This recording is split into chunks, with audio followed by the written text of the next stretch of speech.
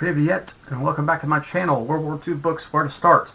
I am Marshal of the Soviet Union, Konstantin Rokossovsky, reporting live from my bunker somewhere along the Volga River. And today we'd like to take a look at Stalingrad. Not so much in depth, but as a comparisons piece. So a while ago I covered Stalingrad, A Fateful Siege by Anthony Beevor. Ta-da! And I recommended it as a good starting point as a general history of Stalingrad that will getting it out without going into the severe minutiae and rivet counting that can be a large part of the fascination of this battle. But I recently just read Enemy at the Gates by William Craig, and it does the same thing but from 1973 and with a different focus and different access to sources. So William Craig is an American who apparently traveled to the Soviet Union and had been in the Warsaw Pact nations at the time as well as West Germany at the time, and got a lot of survivor interviews for first-hand personal accounts to weave into his narrative of the Stalingrad battle.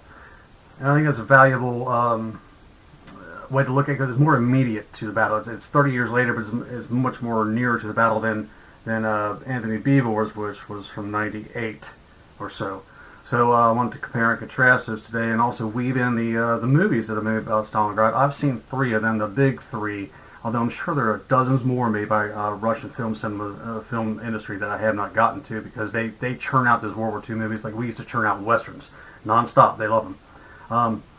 So William Craig's being published in '73 is right around the time of the Ultra Revelation Revelation by Captain Winterbotham of British security fame. So I don't think he was able to incorporate any of the intelligence disclosures that would have come from the Ultra Revelation at the time, because they're kind of concurrent. But he does mention the Lucy spy ring as having been integral to the Soviets knowing what the Germans were planning and being forewarned in advance in real time, well enough to anticipate their every move, and they knew where the Romanians were and Italians and Hungarians. So Beevor does not mention the Lucy spy ring at all. It was based out of Switzerland and had a direct line to Hitler's headquarters. Someone on his staff, I don't know if the source has ever been revealed to this day, or if anybody has ferreted it out or whatever, but it was a big deal, and kind of like a big, I don't know how to put it, like one of those background things that supposedly had a tremendous influence on the war, but it's not talked about much today. Anyway, here's the physical copy from the library, and is in this special looking Enemy at the Gates I got, because I listened to it on audio. But this is what the library has. This is like your grandfather's ancient library on a dusty shelf somewhere and a forgotten parlor in his antiquated house. And this is just ugly all the way through. This is what they were putting this. I'm guessing this is like from '73. Pretty bad. So really the big differences here are the blood and guts. William Craig's going for if you like it, bloody and nasty and last words to your mother back home. That's what William Craig delivers. He delivers a lot of blood and guts, seat of your pants action about Stalingrad. You're in the rubble. You're in the cold. Your horses are starving, and you're slaughtering them and bashing their brains in bashing their skulls in to eat the brains, just like cold jelly. It's all very vivid and very raw and right there. Whereas Beevor's account is far more balanced and nuanced and neutral and third person. William Craig, having interviewed so many people, uses their anecdotes extensively, not mostly as direct quotes, but as just third person anecdotes. So then you get into the issue of the veracity of these anecdotes. And what I mean by that is the Vasily Zaitsev issue, particularly because he's kind of a showpiece, a set piece for this book. And that's where the movie Enemy at the Gates was taken from. They took it directly from the mini-story within Enemy at the Gates of Vasily Zaitsev and his supposed standoff with Major Koenig from the German sniper school and made it the feature film. Now, William Craig swallows it hook, line, and sinker, without caveats, without exception, without even an asterisk, that this happened. Whereas Beevor kind of blows it off. It's like, this is extremely unlikely that you have a 1v1 purposeful, dedicated duel between the head of a German sniper school and farm boy Vasily Zaitsev. On balance, what's more likely to be true. And yeah, the Germans had snipers, Russians had snipers. Vasily Zaitsev is a historical person. He did exist. He did fight Stalingrad. He was made a hero of the Soviet Union. But to have this knowing 1v1 newspaper reported duel, nah, it's BS. But William Craig buys into it. And he buys into a lot of the other first person anecdotes he was told and reports them as being 100% accurate. I just can't believe all that. I think veterans will tell you stories and they have their particular viewpoint because they were there, but they don't have any larger picture.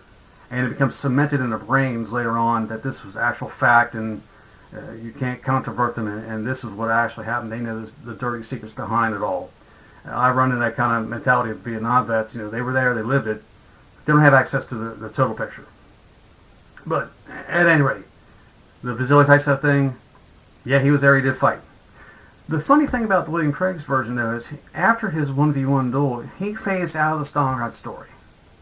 And you kind of have to catch it here and there in secondary comments that a girlfriend he had at the time, she got blown up by a mine trying to blow up a German headquarters behind the lines mission.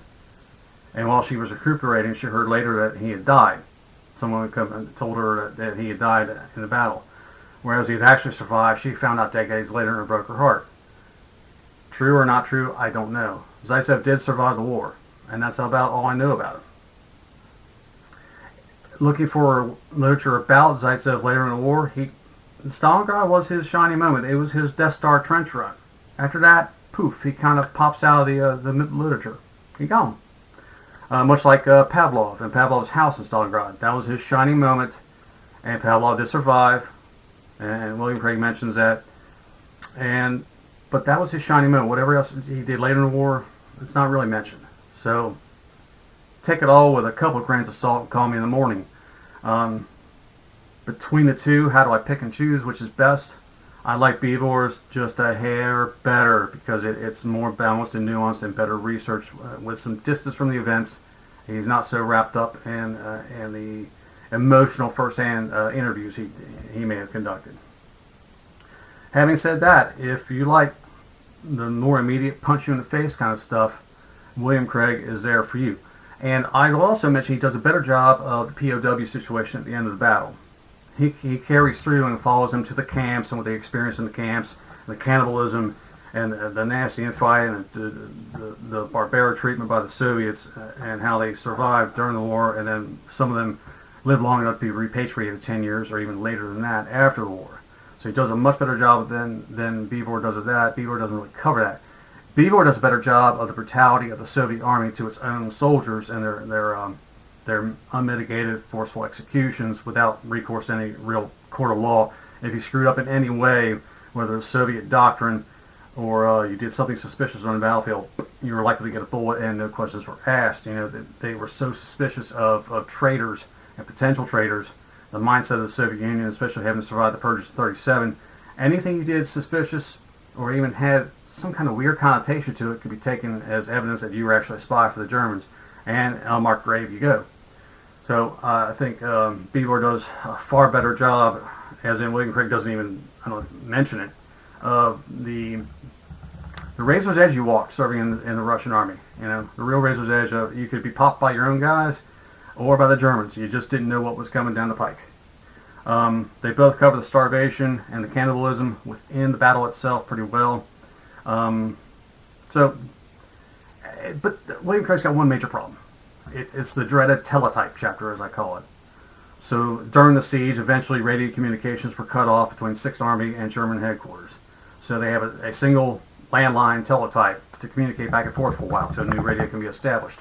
And William Craig makes an entire chapter out of this. This is the next worst thing to direct court testimony. And he verbatim, message after message, back and forth. And it's mostly supply and logistics stuff, and the command echelons kind of pussyfooting around. Will you authorize breakout? No. Will you authorize breakout? No. Will you authorize breakout? Well, maybe tomorrow. And that goes on and on and on. And it's dreadful. Could have been chopped, condensed, one line, 2 sentences, whatever. You could dispose of it entirely, and the book would not suffer for the lack thereof. That's my major criticism there. So along with these two, Fateful Siege and Enemy at the Gates, if you want to take a broader, deeper view of the campaign from the air. But this is heavy water here. Stop at Stalingrad, Joel Hayward. But I think it's valuable for the third dimension and the aerial onslaught the Germans were able to unleash, and how it contributed to the stalemate. Richthofen's Air Force went and pummeled Stalingrad to a bloody rubble mess before the tanks got in there, and contributed to the misery of the street fighting, and actually slowed the Germans down to a crawl, and probably did as much to contribute to their defeat as anything else Hitler did. And it sounds like bombastic overstatement, but he made an urban rubble mess out of the whole city, to where the tanks could not advance without being, surprised at every corner by Russians who are able to blow the treads off or pop a grenade down the hatch, and really just slowed the whole thing to a grinding, bloody halt, and allowed the tractor factory and the Red October factory to become the centerpieces of the battle. So I think this, if you've got the stomach for it, and let me tell you, it's not riveting, exciting reading, it's a plod, but I think it's worthwhile as an adjunct if you really want to get deeper into Stalingrad without doing the trilogy on the Red October plans, or the 2nd Battalion over here, a detailed history of 900 pages. If you don't want to go that deep, this is a good sidestep to get above the battlefield and see what was going on around in the theater. So stop at Stalingrad, and then you can pick up little stuff like this. This is probably out of print, but a buddy of mine gave this to me, Stalingrad, the Turning Point. Ballantine, you could probably pick up an Osprey 100-page book for a summary of Stalingrad if you want a different viewpoint besides the two detailed histories by Craig and Beevor. And then along with the movie Enemy at the Gates, I've seen 2 other major feature films, like I mentioned. It was the German-made Stalingrad from '93, which is an epic, about 3.5 hours. And it's worthwhile. If you don't mind reading subtitles, don't do it dubbed. It's terrible. The issue with Stalingrad '93 is that, like a lot of foreign films, I'm going to stereotype here, there are long sections where characters will simply scream each other's names back and forth in some kind of dramatic episode where they're trying to get each other's attention or escape the enemy or whatever. And they just shout each other's names back and forth for no apparent reason, and it goes on for 2 or 3 minutes. That's annoying as hell, and Stalingrad '93 is guilty of it. The other one was the Russian-made Stalingrad from the early 2000s. I may have mentioned this in another video also. It's virtually unwatchable, and it's really not about Stalingrad. It's a love story in disguise, with Stalingrad as the background. And the one thing I remember from it is a very questionable scene about a bathtub and the Soviet soldiers getting hot water and soap for their girlfriend at the time in this demolished building with 2 sides and no roof. It's ridiculous. It's like a Cialis commercial. Pretty bad stuff. Yeah, I'll just leave that one there. But that's my comment on Stalingrad versus Stalingrad, William Craig versus Anthony Beevor. And the issue with both these books is they're mostly out of print. They are available in audio, so of course you get them secondhand sellers and your library systems. But that'll wrap it up for today. World War II books, where to start? I'm going to go beat the pants off those Germans right now. We're going to drive them all the way back to Berlin. We're going to take their capital, and we're going to change the world. Until next time, happy reading.